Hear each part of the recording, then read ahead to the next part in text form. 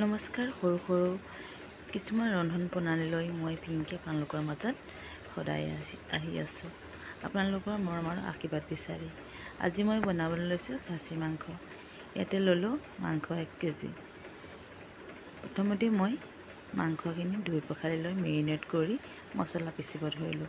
ইয়াতে মই ল'লোঁ গোটা জিৰা, ধনিয়া, জালুক আৰু লগত আদা নহৰুৰ সংমিশ্ৰণটো ধুনীয়াকৈ মই পটাতে পিচি ল'লোঁ। ইফালে কেৰাহীতে দি দিলোঁ লং, ইলাচি আৰু ডালচেনি এডোখৰ। প্ৰথমতেই মই আকৌ মছলাখিনি ধুনীয়াকৈ বনাই ল'ম, কাৰণ কেৰাহীত দিয়াৰ লগে লগে মছলাটো দিবই লাগিব।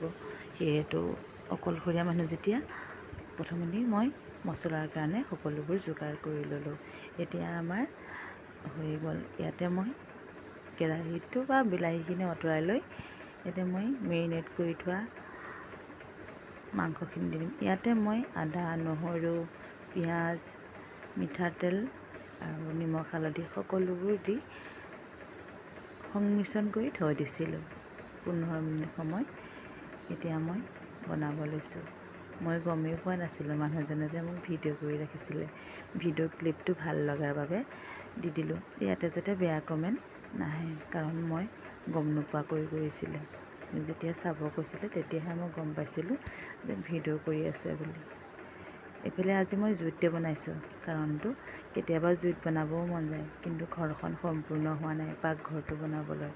সেয়েহে এইখিনিতে জুইকণ ধৰি কেতিয়াবা মনৰ সোৱাদৰ মতে যিকোনো বস্তু জুইতে বনাই খাওঁ। আজি মই আকৌ জুইতে বনালোঁ। কেনে পালে জনাবচোন, জনাবলৈ নাপাহৰিব দেই, আৰু বেয়া কমেণ্ট যাতে কোনেও নকৰে। ইয়াতে আকৌ কি হ'ল গম পাইছেনে? মই আকৌ মিক্সি চলাবলৈ ভয় লাগে, সেয়েহেতো ল'ৰাই পঢ়ি আছে, তাকো আমনি কৰিবলৈ বেয়া পায়। আকৌ মই বিলাহীখিনি ইয়াতে পিচি ল'লোঁ, কাৰণ পিচি লৈ দিলে খাবলৈ বহুত সোৱাদ হয়। ইয়াতে মই দিম বুলি ভাবিছিলোঁ কাজু কেইটামান, কিন্তু নিদিলোঁ, বহুত ভাল হ'ল। ইমানেই সোৱাদ হ'ল, ইমান মিঠা মিঠা লাগিলে, কি কাৰণে একো গম নাপালোঁ মই।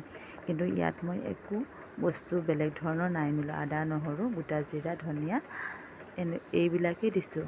তাতে কি কাৰণে মিঠা হ'ল মই ধৰিবই নোৱাৰিলোঁ। কিন্তু এইফালে আজি আমাৰ থালিখন ৰেডি কৰিয়ে ল'ম বুলি কৰি ল'লোঁ। ল'ৰাই ভোক লাগিছে বুলি কৈছে, খোৱাৰ তাৰ একোৰে উমান নাই।